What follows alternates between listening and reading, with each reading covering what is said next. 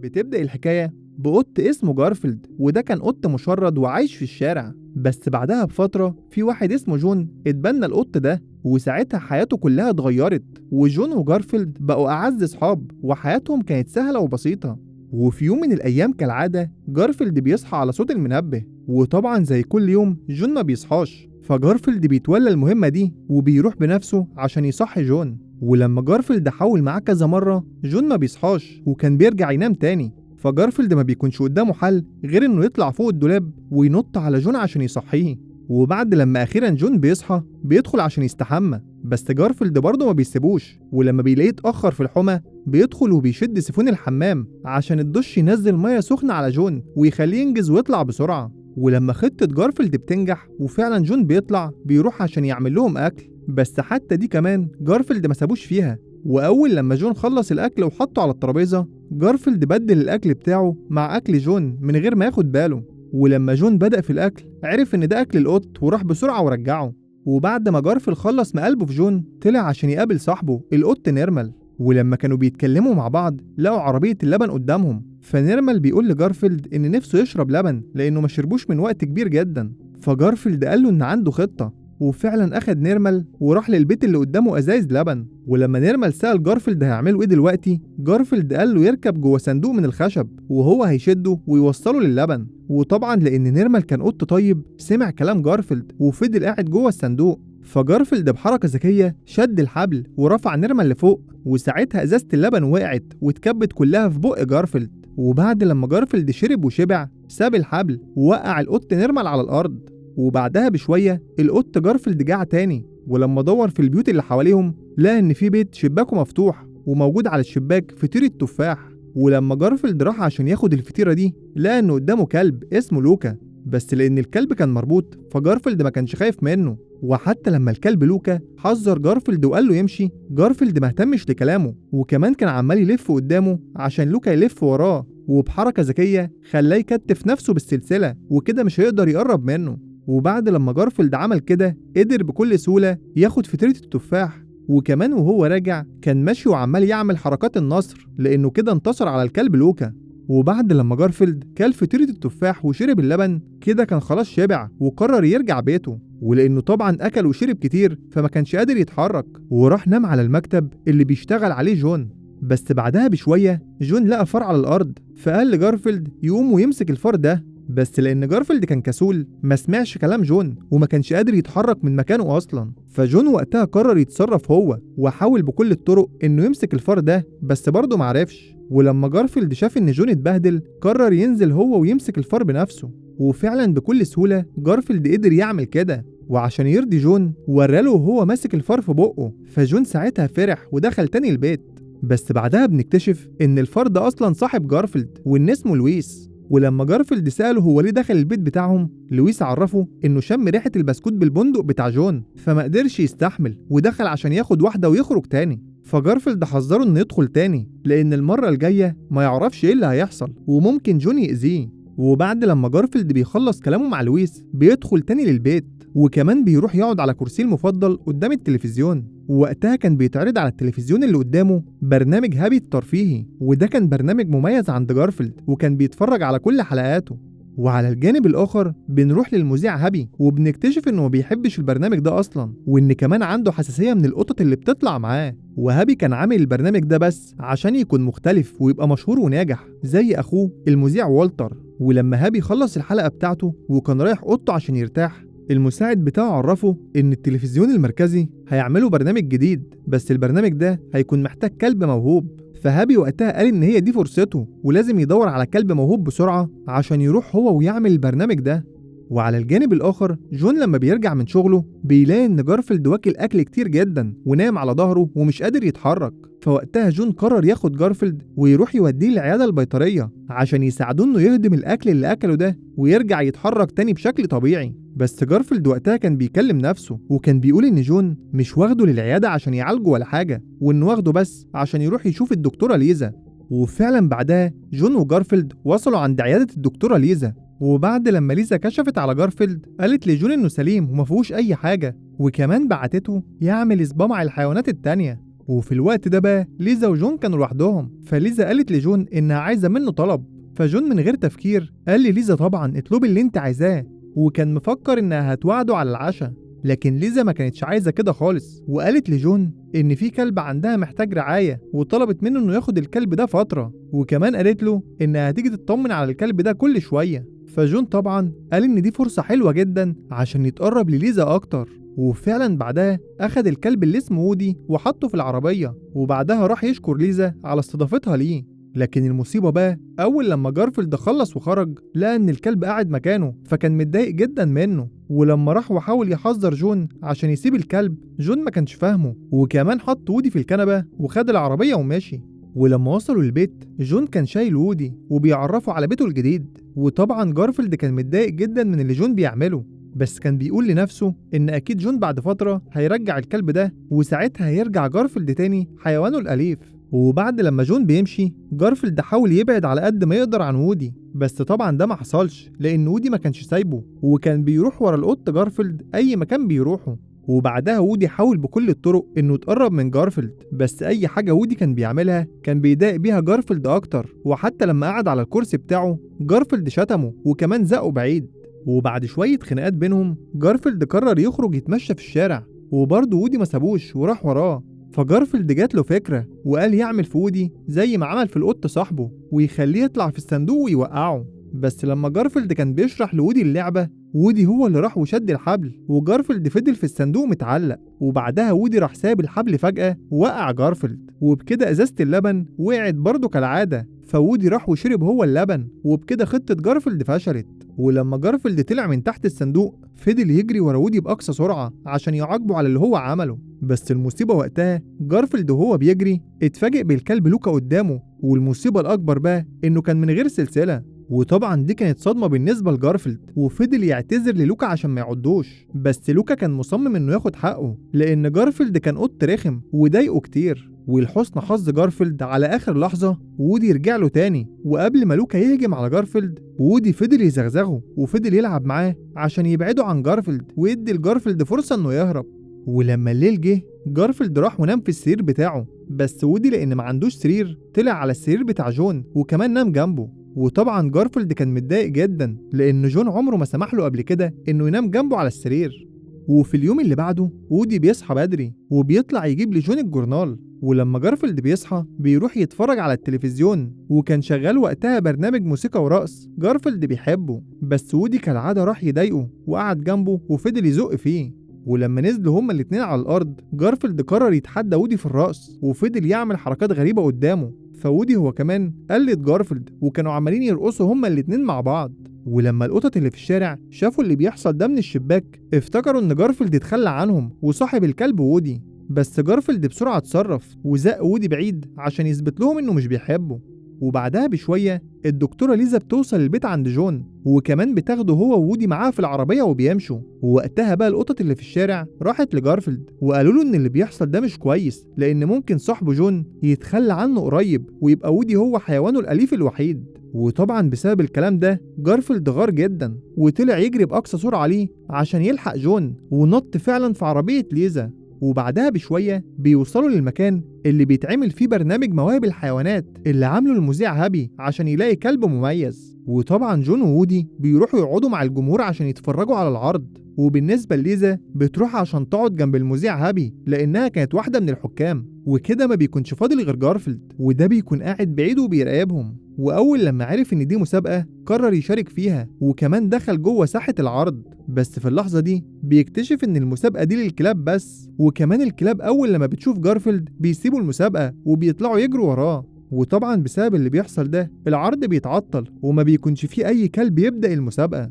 وعشان الناس ما تزهقش الدي جي قرر يشغل موسيقى شوية لحد ما الكلاب ترجع، بس لحسن الحظ بقى الموسيقى اللي اشتغلت دي هي نفسها الموسيقى اللي وودي كان بيرقص في البيت عليها هو وجارفيلد. فعلى طول وودي نزل لساحة العرض وبدأ يرقص قدام الجمهور الرقص اللي علمه له جارفيلد، والغريب بقى إن فعلا كان رقصه مميز والجمهور كله كان بيشجعه.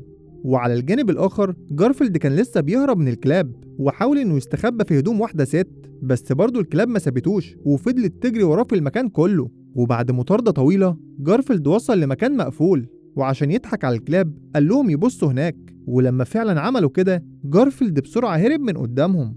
وعلى الجانب الآخر الحفلة خلاص كانت خلصت، والمذيع هابي راح لجون واداله الكارت بتاعه وقال له إنه عايز وودي يشتغل معاه، وكمان عرض عليه مبلغ كبير. بس جون رفض العرض ده، وعشان ما يزعلش هابي قال له إنه هيفكر ويرد عليه. وبعدها ليزا أخدت جون وودي عشان ترجعهم تاني للبيت. وقبل ما جون يدخل قال لليزا إنها لازم تيجي تزوره تاني قريب، فليزا قالت له إنها هتعمل كده فعلا، وكمان شكرته إنه محافظ على وودي. بس في نفس الوقت ده جارفيلد هو كمان كان وصل للبيت ودخل الشقة، ولأنه متضايق من اللي جون بيعمله فضل يرمي في الكور، ومن غير ما يقصد الرفوف كلها وقعت والبيت كله اتكسر. ولما جون بيدخل البيت وبيشوف الفوضى اللي جارفيلد عملها بيتضايق جدا، وبيقرر وقتها يعاقبه وطرده من البيت عشان يبات بره.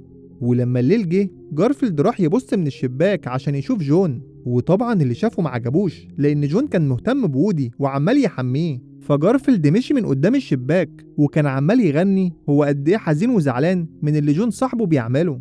وبعدها بشويه وودي خلص حمى، ولانه كان كلب طيب ما هنش عليه ان جارفيلد ينام لوحده بره البيت، فطلع هو كمان عشان ينام معاه. لكن جارفيلد لانه مكار دخل بسرعه من الباب وقفل وراه عشان يسيب وودي بره. بس للاسف بعدها بشويه في عامل توصيل طلبات بيعدي من قدام بيت جون، فودي أول لما بيشم الأكل اللي معاه بيفضل ماشي ورا الموتوسيكل ده لحد لما بيلاقي نفسه في مكان غريب وتاه ومش عارف يرجع. وساعتها وودي قرر يقعد على جنب لحد ما الصبح يطلع، وبعدها يحاول يرجع تاني لجون. بس في اللحظة دي في ست عجوزة شافته وقررت إنها تاخده معاها وتدور هي على صاحبه وترجعه ليه.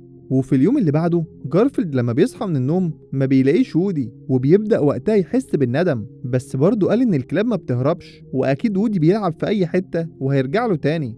وعلى الجانب الآخر المذيع هابي كان بيفصل بدلة جديدة، وكان بيقول للمساعد بتاعه إنهم لازم يلاقوا كلب بسرعة عشان يعملوا البرنامج اللي هم عايزينه. فالمساعد بالصدفة لقى متعلق على العمود إن في ست لقت وودي وبتدور على صاحبه، فعلى طول وودي والمساعد بتاعه راحوا للست العجوزة دي وقالوا لها إن الكلب ده بتاعهم وأخدوه منها. وبالنسبة لجون أول لما عرف إن وودي مش موجود دور عليه في كل مكان، وكمان طبع له صور وعلقها عشان لو حد لقاه يكلمه. وبعدها بشوية ليزا راحت لجون عشان يخرجوا زي ما كانوا متفقين، بس جون قعد يفكر كتير جدا يخرج معاها ولا يقول لها إن وودي ضاع. وبعد شوية تفكير جون قرر يقول الحقيقة وما يكذبش، وعرف ليزا إن وودي ضاع وإنه بيدور عليه من امبارح. فليزا أخدت جون بسرعة وراحوا عشان يبدأوا تدوير على وودي وسابوا جارفيلد في البيت. وجارفيلد كالعادة راح قعد على الكرسي بتاعه وشغل التلفزيون، بس كل ما كان بيقلب قناة بيلاقي قدامه كلاب، فساعتها حس بالذنب أكتر وقفل التلفزيون خالص وخرج من البيت. ولما حكى للقطط صحابه وللكلب لوكا على اللي هو عمله كلهم اتضايقوا منه وقالوا له انت أناني، وكمان سابوه ومشيوا. فجارفيلد رجع للبيت تاني وهو زعلان فعلا على وودي. ولما الليل جه جارفيلد كان قاعد بيتفرج على التلفزيون، وبالصدفة وقتها جه الإعلان بتاع برنامج هابي، وجارفيلد شاف الكلب وودي جوه الإعلان. فعلى طول جارفيلد بيجري على جون وبيحاول ينبهه عشان يشوف وودي، بس جارفيلد ما كانش فاضي وقتها وكان بيتكلم في التليفون. وأول لما خلص وبص للتلفزيون كان الإعلان خلص وما شافوش خالص. وعلى الجانب الآخر المساعد بتاع هابي قال له إن وودي لسه مش جاهز للتدريب، وإن الحركات اللي هو متعلمها مش كتير فلازم يدربوه فترة عشان يتعلم حركات جديدة. فهابي رفض الكلام ده لأن كان عنده خطة، وقال للمساعد بتاعه إنه جايب طوق من الكهرباء وكل لما هيدوس على الريموت وودي هيتكهرب وهيعمل حركة مميزة. وطبعا هابي كان بيعمل كل ده عشان يبقى مشهور، وما كانش فارق مع وودي خالص ولا العذاب اللي هيشوفه بسبب الكهرباء. وفي نفس الوقت ده جارفيلد خلاص ما بقاش قادر يستحمل، وقرر أخيرا إن هو اللي هيروح ينقذ وودي بنفسه. وأول حاجة عملها راح وجاب علبة أكل مرسوم عليها طريق مبنى الإذاعة اللي بيتذاع منه برنامج هابي، وبعدها جهز نفسه وخرج من البيت عشان يبدأ رحلته لمبنى الإذاعة اللي في المدينة. وبعد مشي كتير جدا جارفيلد بيوصل للمحطة وبيركب الأتوبيس مع الركاب عشان يروح للمدينة بسرعة. وعلى الجانب الآخر جون جهز الأكل لجارفيلد وفضل ينده عليه، بس لما جارفيلد ما جاش جون عرف كده إن جارفيلد مشي هو كمان، وقال إن باللي حصل ده كده هو أسوأ مربي حيوانات، لأن الكلب بتاعه مشي وحتى القط مشي هو كمان. ولأن جون كان خايف على جارفيلد فعلا راح بسرعة لليزا وطلب منها المساعدة عشان يدوروا هما الاتنين مع بعض على جارفيلد. وفي نفس الوقت ده جارفيلد أخيرا وصل للمدينة ولما كان بيتمشى بين البيوت عشان يوصل لمبنى الإذاعة، في عصابة من الفيران ظهرت وحاوطوا جارفيلد، والفيران دي كانت جعانة جدا وقرروا إنهم يهجموا على جارفيلد وياكلوه. وطبعا لأن عددهم كان كبير، جارفيلد كان خايف وافتكر خلاص إن دي نهايته. بس لحسن حظه على آخر لحظة ظهر الفار لويس صاحبه، وقال للفيران إن القط ده صاحبه وطلب منهم إنهم يسيبوه. وفعلا الفيران سمعوا كلامه وقرروا يسيبوا جارفيلد ويروحوا يشوفوا قط تاني. وبعدها جارفيلد طلب من صاحبه لويس إنه يوديه لمبنى الإذاعة، فلويس عمل كده فعلا وفضل ماشي هو وجارفيلد لحد ما وصلوا للمبنى. وجارفيلد لما بص للمبنى لقاه كبير جدا، فسأل لويس إذا كان هيساعده ويدخله جوه ولا لأ. فلويس قال له إن الدخول في المبنى ده خطر عليه، وإنه كده عمل معاه اللي يقدر يعمله، حماه من الفيران ووصله لحد هنا، ودي نهاية رحلته معاه. فجارفيلد شكره على اللي هو عمله ودخل هو المبنى عشان يدور على وودي. وطبعا لان ده مبنى اذاعه ومليان ناس كتير، فجارفيلد قرر يخش من الهوايات وما يخشش وسط الناس عشان ما يلفتش الانتباه. بس بعدها بشويه حراس الامن بيكتشفوا حاجه في الهوايات، فبيفتكروا ان ده اكيد فار، وبيشغلوا النظام الذاتي عشان ينظف الهوايات لوحده. وطبعا اول لما عملوا كده جارفيلد طار وفضل يتخبط في حديد الهوايات. وعلى الجانب الآخر جون وليزا كانوا لسه بيدوروا على وودي وجارفيلد، وبالصدفة وهم بيدوروا لقوا الإعلان بتاع الست العجوزة اللي كانت كاتباه لوودي. ولما راحوا لها البيت عرفتهم إنها رجعت الكلب لصاحبه، فجون قال لها إن هو صاحب الكلب وما يعرفش مين اللي أخد الكلب منها. فالست العجوزة بتجيب له صورة هابي وبتقول له إن ده صاحب الكلب الحقيقي وهو اللي أخده. فوقتها جون وليزا عرفوا إن هابي كده هو اللي سرق الكلب، وممكن كمان يكون سرق القط جارفيلد. وفي نفس الوقت ده أخيرا جارفيلد وصل لمكان وودي، وأول لما شافه محبوس في القفص جارفيلد فضل يعتذر له وقال له يسامحه على كل اللي هو عمله معاه. وقبل ما جارفيلد يفتح له القفص ويخرجه سمع صوت هابي فجري بسرعة واستخبى. وساعتها بقى جارفيلد بيكتشف خطة هابي، وكمان بيشوف طوق الكهرباء اللي هيربطه على رقبة وودي. ولما هابي بيشغل الطوق ده وودي بيتكهرب وبيعمل حركات من غير إرادته. وبعد لما هابي بيخلص تجربة الطوق بياخد وودي وبيقول للمساعد بتاعه يجهز عشان هيسافروا بالقطر ويروحوا لمدينة تانية اللي هيبدأوا فيها البرنامج. ولما فعلا المساعد وودي وهابي اتحركوا جارفيلد ما سابهمش وطلع يجري وراهم، وكمان ركب على صينية ونزل بسرعة على سور السلم عشان يلحق هابي. بس لأن جارفيلد ما كانش عارف يسيطر على الصينية دي طار من الشباك ووقع في الشارع. ولما قام عشان يرجع يكمل مطاردته ورا هابي شرطة الحيوانات وصلت ومسكوا جارفيلد وودوه لملجأ الحيوانات. وهناك بقى جارفيلد قابل حيوانات كتير جدا، ومنهم القط بتاع هابي اللي كان بيطلع معاه في البرنامج. ولما جارفيلد سأل القط ده ايه اللي جابه هنا، القط عرفه ان هابي ده طماع وبياخد الحيوانات يعمل بيهم البرامج بتاعته وبعدها يرميهم. فجارفيلد وقتها حس بالخطر اكتر على وودي وقال انه لازم يخرج من هنا بسرعة عشان ينقذ الكلب وودي. وطبعا الكلام اللي قاله جارفيلد ده القطط كلها كانوا مستغربين منه، وحتى الكلاب كانوا مستغربين من كلامه. فجارفيلد بدأ يفهمهم انه في الاول فعلا ما كانش بيحب وودي ولا كان بيطيقه، بس بعدها حس انه كلب طيب، ولما بعد عنه ما بقاش قادر على فراقه واكتشف انه هو بيحبه. وبعدها بشوية جت عيلة عشان تتبنى قطة، ولما حطوا القطط كلها قدام العيلة دي البنت اختارت القط جارفيلد عشان تتبناه.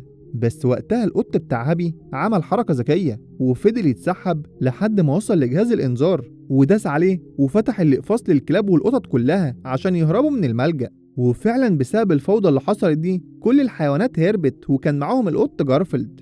وعلى الجانب الآخر جون وليزا وصلوا لمبنى الإذاعة، ولما طلعوا المكتب هابي جون لقى آثار رجل وودي على الأرض، فراح بسرعة وسأل سكرتير المكتب على هابي. فالسكرتير عرفه إن هابي والمساعد بتاعه مشيوا من شوية ودلوقتي زمانهم في القطر ومسافرين لمدينة كاليفورنيا. وفي نفس الوقت ده القط جارفيلد كان وصل لمحطة القطر وشاف هابي وودي قدامه، بس للأسف ملحقش يركب القطر ده لأن القطر قفل واتحرك قبل ما جارفيلد يركب. ووقتها جارفيلد جات له فكرة وبدأ يدوس على الزراير كلها عشان يرجع القطر اللي فيه وودي وهابي للمحطة تاني. ولما فعلا عمل كده طريق القطورة اتغيرت وكانوا هيدخلوا في بعض، بس على آخر لحظة جارفيلد داس على الزرار الصح وساعتها القطر فعلا رجع للمحطة.